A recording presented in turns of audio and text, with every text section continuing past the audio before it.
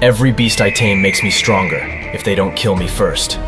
The others mocked my bond, but my beast pets and I will rise from their laughter.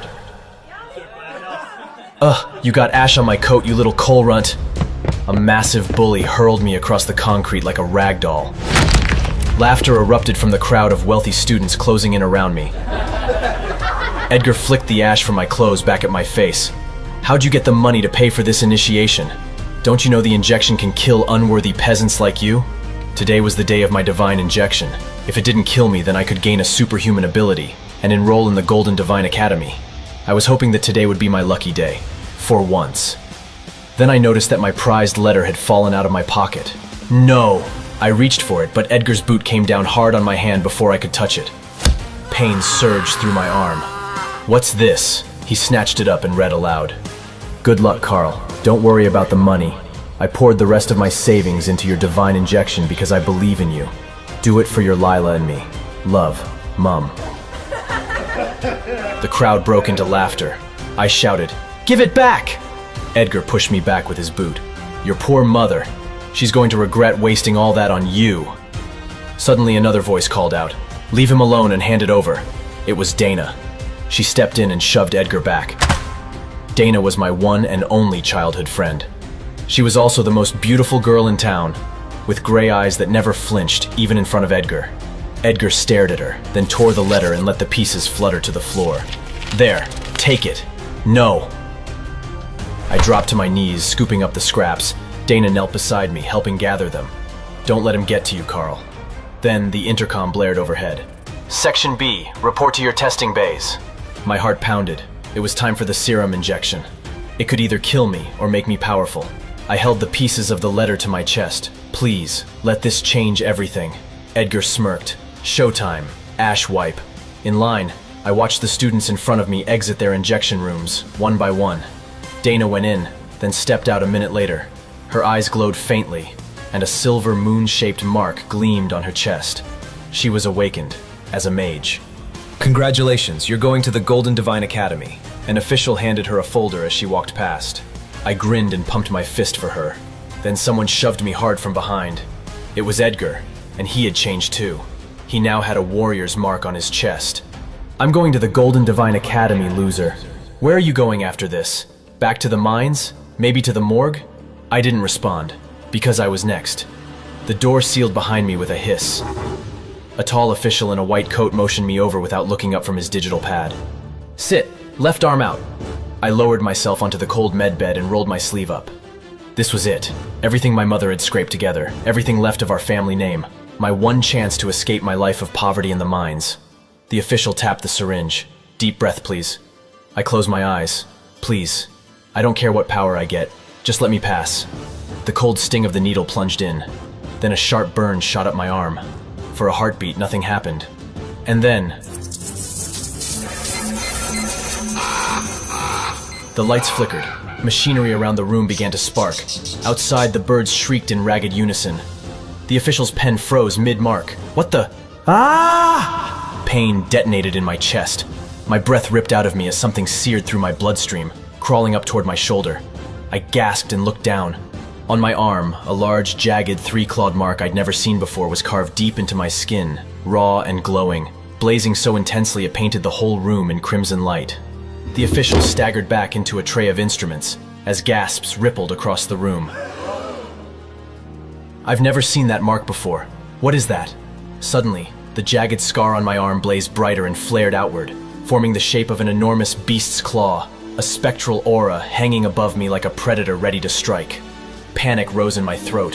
What is this? Am I going to die? He tapped frantically at his pad, trying to make sense of the readings, while the assistants slowly backed away, one of them edging toward the door. Class, unknown. Power, unknown. Then he froze. When he looked up, his face had gone pale, as if he'd seen a ghost. There's no way. I took a step toward him. No way. What? But before he could answer, the beast-shaped aura shimmered, its massive claws crashing down, engulfing me in a surge of blinding red light. No! Suddenly the walls melted away, and I was in the wilderness, jagged trees stabbing at the sky. From the shadows, shapes emerged, A silver-furred deer with a scorpion's tail, a giant spider crackling with lightning, a white wolf with 9 flaming tails. The beasts all bowed to me. What the hell? Why were they bowing? If this was some kind of dream, it felt incredibly real. Then a huge shadow fell over me. Vast wings, something huge flying overhead with an epic screech. I looked up to see what it was, but then I jolted upright to the loud rattle of a train. "Karl!" Dana's face snapped into focus beside me. I looked around in confusion to see everyone staring at the jagged red claw mark on my arm. It blazed like molten metal, flooding the cabin with light. They gasped. "What is that mark?" I yanked my sleeve down, but before I could say anything, "Attention students!" The train car fell quiet. At the front, a woman in a military coat stepped inside. Her name tag read, Sergeant Rita. "Congratulations on passing your divine injection and being accepted into the Golden Divine Academy. We will arrive shortly." Accepted? So, this was real. My head still throbbed from the vision. What did it mean? What was my power? "I suggest you begin training immediately. You'll find resources specific to your unique abilities in your assigned cars." To my left, a boy flexed his hand and sparks snapped between his fingers. To my right, a girl floated a coin above her palm. Meanwhile, all I had was a throbbing headache and a bizarre claw mark. Then, Sergeant Rita's gaze cut into me. "If you have yet to manifest your abilities, make sure you do so before we reach the gates. You'll need them to survive your first trial. Now find your individual cabin cars and get started." Near the front, I spotted the bully Edgar whispering to Sergeant Rita, pointing to me. Rita's gaze locked on me. Edgar sneered, clearly determined to make this day hell for me from start to finish. "Hey Karl, are you okay?" Dana squeezed my shoulder and pointed at a door down the corridor, magic shimmering at her fingertips from her newly awakened mage powers. "You're supposed to go there. Good luck." I still had no idea what my power was. As I walked down the hall, absently scratching at the mark on my arm, my mind drifted back to the vision. Those creatures, that flaming-tailed wolf. All I knew was that the vision had felt real. Like I was seeing the future. Suddenly, a strange voice echoed in my head. "Pet skills not available." Whoa, what? Who was that? "You must record a pet." Record a what now? Was this part of my power? Was I magical veterinarian? Before I could think, a snack cart rolled into me. The attendant, a kind-faced woman with a warm smile, steadied the cart. "Snacks, sir?" "Oh, no, My stomach growled loud enough for both of us to hear. "Sure." Then she immediately handed me an egg the size of a football, like she'd been planning to all along. I blinked, just staring at it. "Enjoy." Then she wheeled away before I could ask anything. I stared at the bizarre egg in my hands. What kind of snack was this? More importantly, what kind of gigantic animal did this come from? I tucked my new egg snack under my arm and opened the door to my private car and looked around, looking for the resources Rita mentioned. But there were no magic training tools anywhere. Suddenly I realized the egg was gone. Wait, what? Had I dropped it? Then, the room around me warped and my vision snapped to white, as my eyes rolled back into my skull. For the third time today, I was somewhere else. But this time, I felt like I actually knew where I was. This was a space inside my mind where my powers lived, and it felt deeply familiar. The world around me was nothing but white, just emptiness stretching in every direction. And there, on a stone altar, was a straw nest, and in that nest sat the egg, glowing faintly, the same one I'd just been holding, covering in glowing runes. This must be one hell of a snack. Then the voice returned, calm and mechanical. "Suitable pet target found." What? Suddenly the egg trembled, then cracked open. I felt myself lose balance. For a moment, my mind snapped back to the real world, but I wasn't in my cabin. I was in the train's kitchen, bumping into a cook. What the hell? Had I just transwalked here without realizing it? Sorry about that. Don't worry, kid. You must be really hungry. Let me get you some meat. Suddenly, my vision snapped violently back into my mind. In front of me sat the cracked egg, and beside it, a small bird chirped softly. What in the world? "Beast space activated, Windspeed Hawk pet added." My eyes widened. Wait, what? Is this my power? This isn't a Windspeed Hawk, this is just a hatchling. Windspeed Hawks were birds with a 7-foot wingspan, capable of creating tornadoes. This little bird was cute, yes, but it was no Windspeed Hawk. The smell of cooked meat brought me out of beast space and back to the real world. "Here you go." The cook extended a plate, which I ravenously snatched out of his hand without thinking. Within seconds, I was devouring all of the meat like I had never eaten anything before.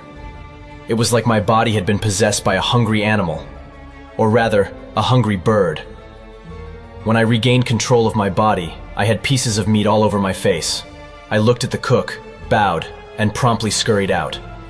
I gotta get back to Dana. She'll know what this beast space thing is.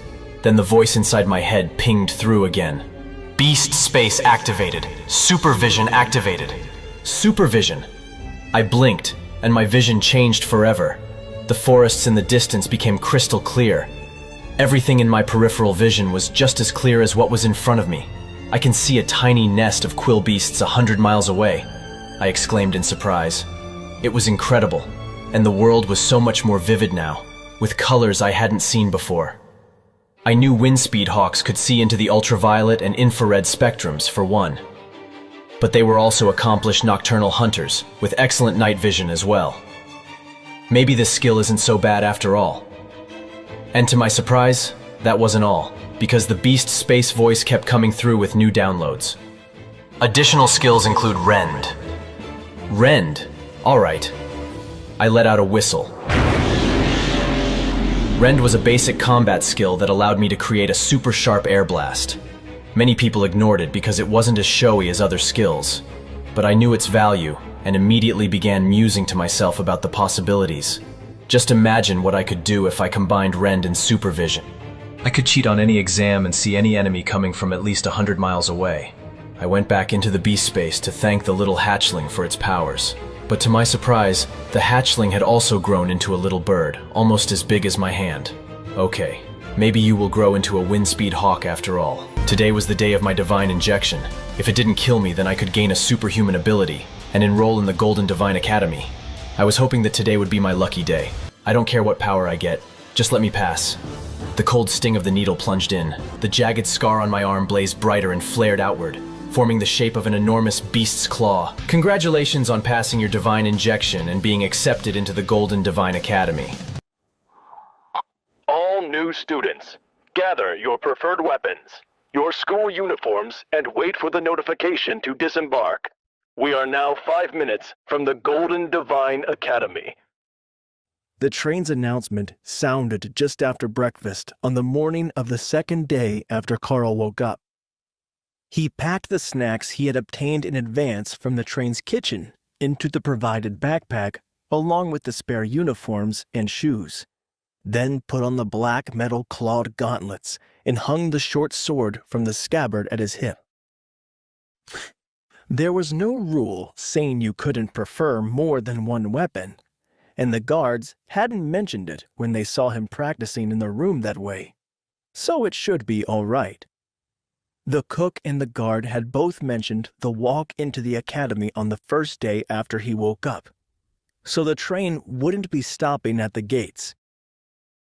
This was probably some sort of test, either to see how the students would solve a problem or get along, or some nonsense, Karl decided. But whatever the reason, he was packing lunch. As expected, the train came to a stop about 1 kilometer from the academy, at the far end of a grassy field with a few well-maintained hedgerows along the way. This is your stop. The last bit is up to you. I will see you all in the academy tomorrow after the train is cleaned and repaired. A slender man in a guard uniform announced. The students mostly stood by their open doors with looks of confusion, but Karl walked out into the hallway and stepped down from the train to take his first breath of the clean country air.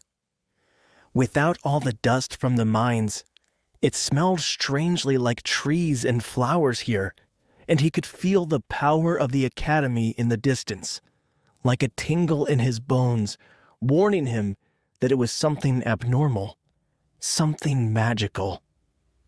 The first student out was like a beacon to the others, and slowly the new students started to leave the train, mostly still exhausted from practicing their new skills and a lack of sleep. But the sun was directly overhead in the sky, and sleeping under the scorching morning sun wasn't going to be easy. The slender man in the guard uniform stepped in front of them again once everyone was off the train and raised his voice to address the crowd. Welcome, everyone, to the Golden Divine Academy. As a special welcoming gift to all of our new students, we have prepared the traditional walk across the grounds to the front gates for you.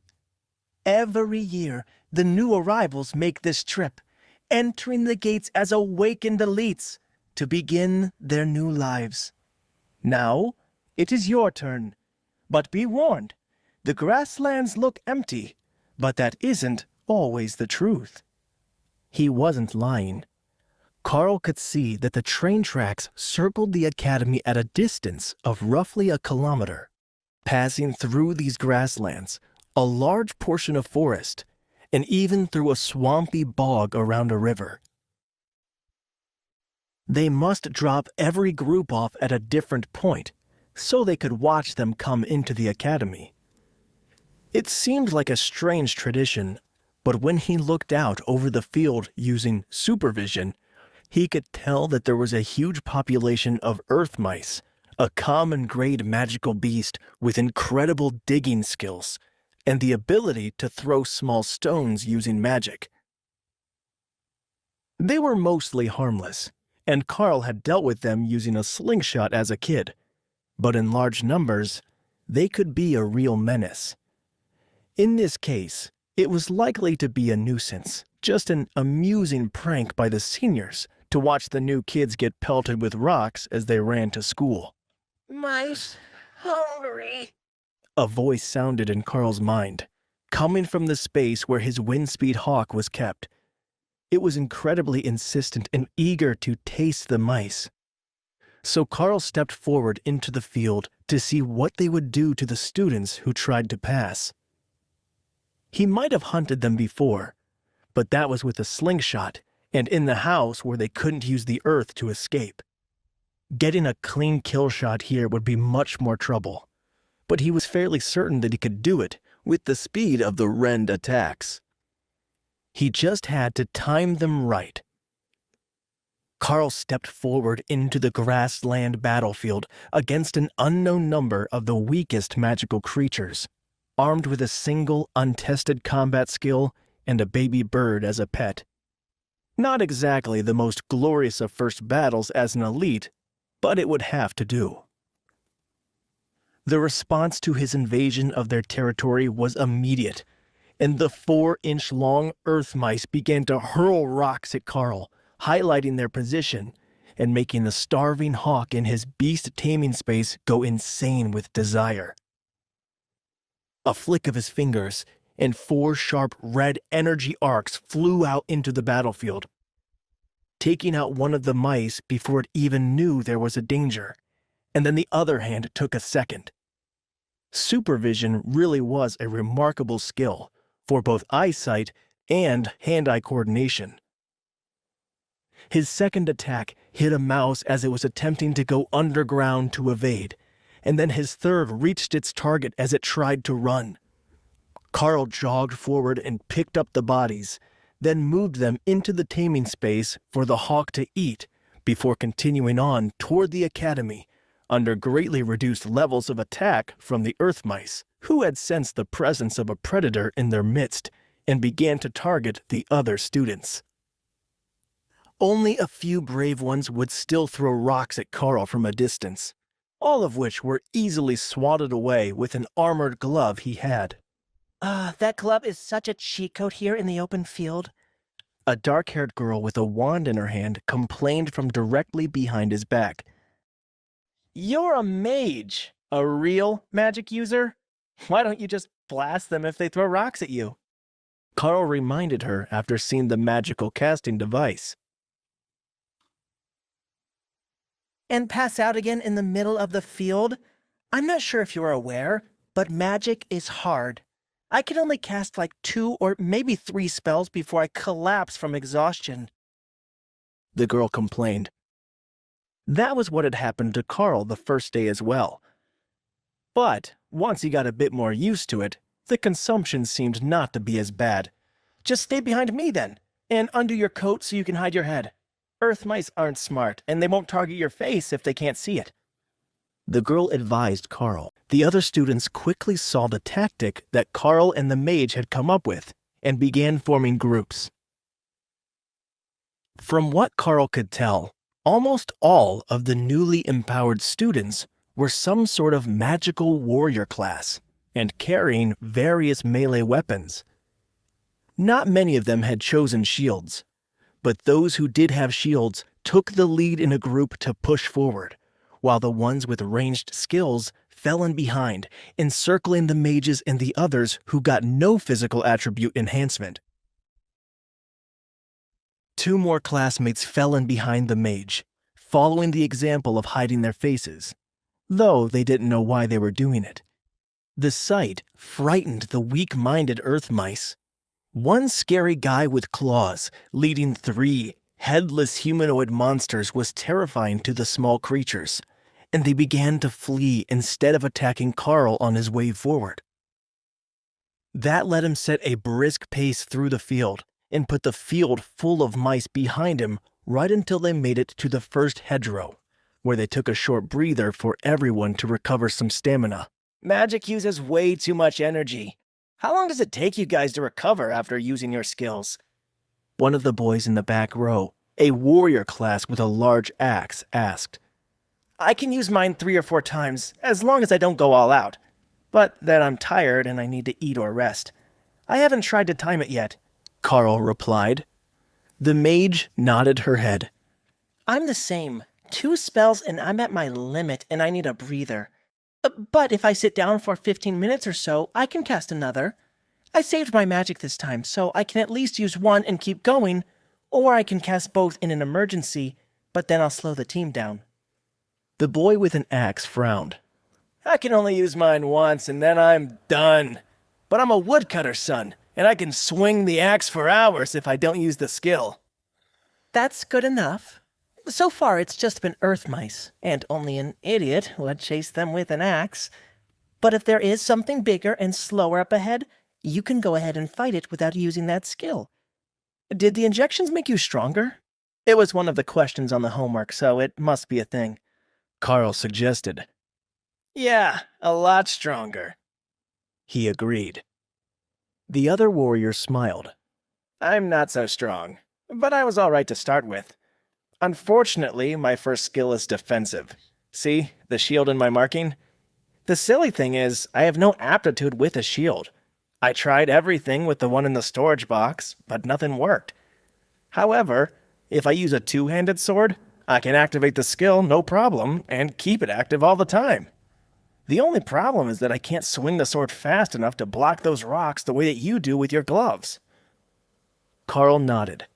So, we've got a super strength axeman, a durable swordsman, a mage, and me with my claws. That's not bad. And it looks like the teachers wanted us to group up to fight our way through the gates. Not that it's been a tough fight so far, more of a practical joke by the seniors. But be prepared for something like water moles or quill beasts in the next field. After a short breather, they moved forward in the same formation, but without the coats pulled up over their heads. If there was something more dangerous than earth mice in this field, they wanted to see it coming and not find out when it reached them. Karl's supervision scanned the field, but currently it appeared to be empty and easy to pass. Likely, whatever lived here was just sleeping or going about its daily business, unaware that something was about to invade its home turf. Do you think that we should move through the trees? That would bring us to the academy without crossing the field. We just need to go to the side a little. The mage suggested. Karl scanned the tree line and shook his head. There are at least 2 iron tusk boars in those trees. I can see the torn tree bark at different heights. It might be a different species, but those marks are pretty distinctive. He quietly informed the others. They were a long way from home, so it might be an entirely different species of boar. But if the tusk markings were similar on the trees to the ones he knew from home, then the animal likely was as well. Then onward, valiant scapegoats of the freshman class. Let's amuse our seniors and get ourselves inside that gate before it gets dark. The woodcutter's son laughed. They moved forward at a fast pace, not wanting to make too much noise or vibration underground that might disturb the beasts living there, but not wanting to waste time and let the others behind them catch up either. None of the other groups had entered this field yet. Most were resting. Some were still struggling with either a lack of courage or the mice, and some had decided to go the long way around, under the assumption that the direct route was a trap. That group probably wasn't wrong, but that didn't mean that the other routes were any better. They were halfway across the field when the next group moved forward, jogging to catch up to the leaders, and the field erupted with activity. Vines sprung up out of the ground around the feet of the new group, trapping their ankles and pulling them down onto the soft dirt, while loose vines whipped at their faces. It was some sort of plant monster. What sort? Karl had no idea, but the loud footsteps had awoken it. Keep moving gently. It hasn't attacked us yet. It's just active in our area. Keep moving and we will get out without much trouble. Don't attack unless you're actually trapped. And don't step on the vines, Karl instructed. You're the boss. But if we end up stuck in the middle of the field, I'm totally blaming you. The mage whispered with a rueful smirk on her face, fully expecting the worst. Wait, that's not the end. You've just had a free taste. Now get the full story on the Pocket FM app, link in description. Check out our next video and playlist, and don't forget to like, share, and subscribe.